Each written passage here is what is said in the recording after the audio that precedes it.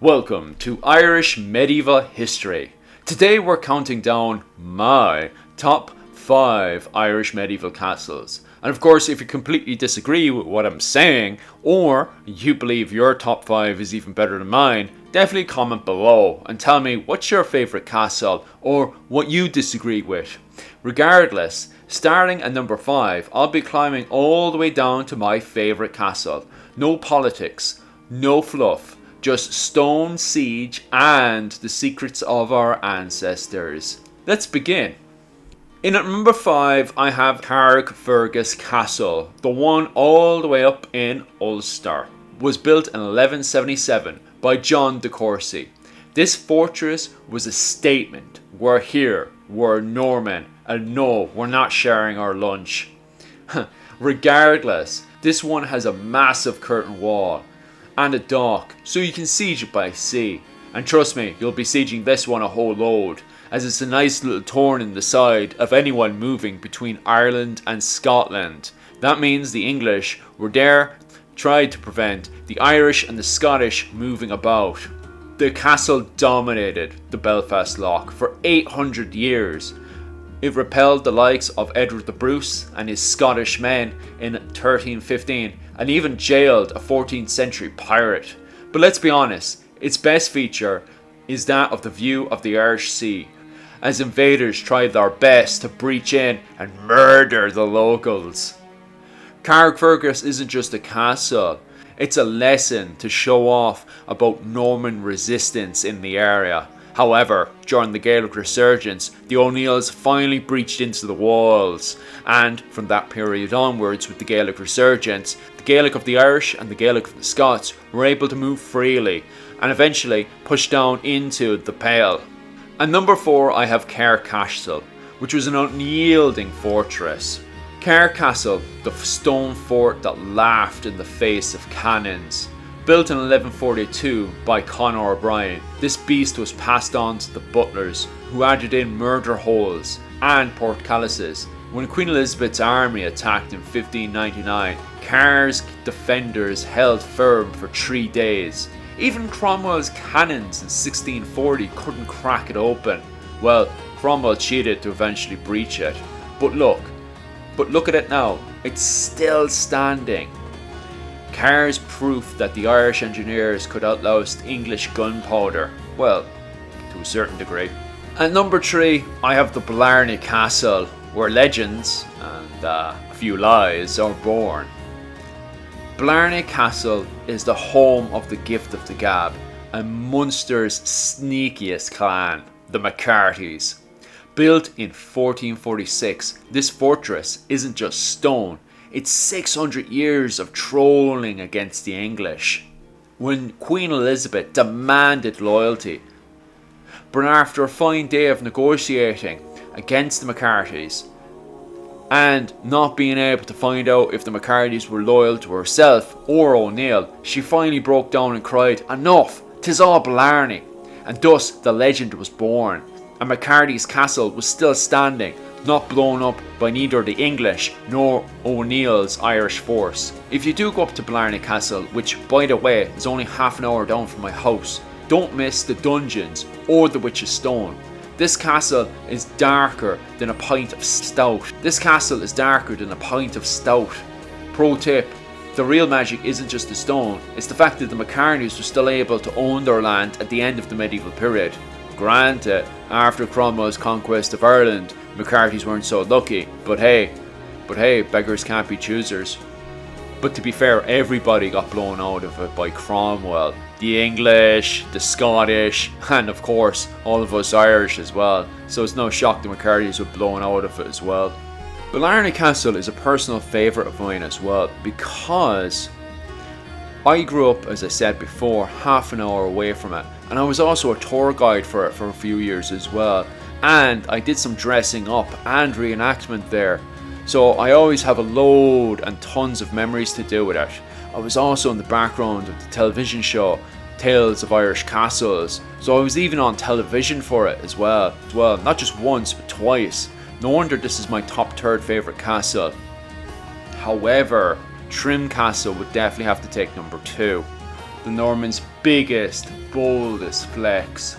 Built by Hugh de Lacy in 1172, this monster was HQ for the Anglo-Norman conquest. The Normans weren't messing around. This thing was ginormous, and for the period was one of the biggest castles in Western Europe at the time. It really came in and showed dominance on top of the Gaelic people of Ireland at the time. That's what they wanted to do. They wanted to go in there and show that they were the dominant people of that area. However, the Gaelic weren't lying down. And as I said earlier, just like Carrickfergus was captured by the O'Neills, eventually Trim Castle would be surrounded and it would become the main guarding point for the Pale, England's foothold in Ireland into the late medieval period. It hosted kings, survived sieges, and, even more importantly for myself, inspired Braveheart. Though we'll ignore Mel Gibson's dodgy accent. But here's the kicker. While the Normans feasted inside, the Gaelic ancestors circled around like wolves in the late medieval period. In particular, a family that had converted and become more Irish than the Irish themselves, the Fitzgeralds. And thus, at the start of the Wars of the Roses, the Fitzgeralds had no problems capturing the castle and would end up becoming kings all but in name. As I was saying earlier, Trim Castle is really personal for me. Of course, Blarney Castle is because of how much memories I have. But it was Trim Castle, for me, had really inspired me on the path of Irish medieval history. Like, I had already fallen in love with everything to do with my own home country of Ireland and medieval history because, you know, right next door to me was Blarney Castle growing up. However, when I seen the movie Braveheart, oh, wow, you know, my passion and love went to already 100 to 1,000 or something, you know. It really did inspire me, you know, and I fell completely in love with it. I also have so many family and friends that were actually in the movie, and we'd spent endless hours talking about it next to the fire. So it's really personal to me, Braveheart is. And still today, I could easily put on any part of that movie and just fall deep into a nice, relaxed state. You know, no matter how stressful my day is, that movie just relaxes me and it makes me feel good. It's definitely on my feel-good list. And of course, the majority of that movie was filmed at Trim Castle. So anytime I watch that movie or anytime I go up to the castle itself, I'm transported to how I felt when I was 5 years of age. Nice, comfortable and full of passion and love for the medieval history, especially to do with the Scottish War of Independence. And of course, you're going to talk about the Outlaw King, and I want to know what you think about the Outlaw King because I absolutely loved the Outlaw King. I loved it just as much as I loved Braveheart, the movie with Mel Gibson, do you know? I can't sing enough praise about it. So that's why Trim Castle is definitely my second favourite castle of all time. However, my favourite castle of all time is Bunratty Castle. So to start with, let's set the record straight. This land always belonged to the O'Brien territory, Kings of Tamaud. The Kings of Tamaud held it long before the arrival of the Normans, who rolled up in the 13th century and planted the Declare flag and said, "Ours now." But you have to remember, the O'Briens have the patience of a saint and the stubbornness of a mule. When Scotland's War of Independence kicked off in the 1300s, back to the old Scottish War of Independence and Braveheart the movie, the Normans got distracted and the O'Briens seized the opportunity and reclaimed their rightful birthplace. But they didn't stop there. They called in the McNamoras, and the McNamoras, with a few stonemasons, got building one of the greatest stone tower houses in Ireland. And let me tell you, the McNamoras didn't skip. They have murder holes, vaulted halls, and walls ticking off to shrug off any Norman invasion. This became the O'Brien's crown jewel. They had feasts and the whole shebang there. They had their feasts, crownings and assemblies at this castle. It really was amazing. For me, Bunratty Castle is worth so much. I spent pretty much my entire life at Bunratty Castle. I've done a good bit of living history there, And on top of that, I've given a few tours as well, and I have so many great memories there. It's something that truly inspired me, walking around the Fork Park all the way into the castle itself.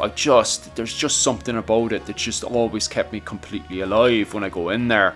I just always have this connection I just can't describe, to be quite honest with you. And of course, I love late medieval history. And so on saying that, Bunratty Castle for me is just all my emotions and passion and love that I have for the late medieval period all rolled up into one. It for me truly is my favourite Irish medieval castle in Ireland. Of course, I want to know, what's your top list? What castles do you like, and why do you like that castle? What is it? Is it the way it's structured? Is it its history? Or is it the great memories you have like myself? What's your top 5 favourite castles? Tell me definitely down below. Other than that, guys, thank you so much.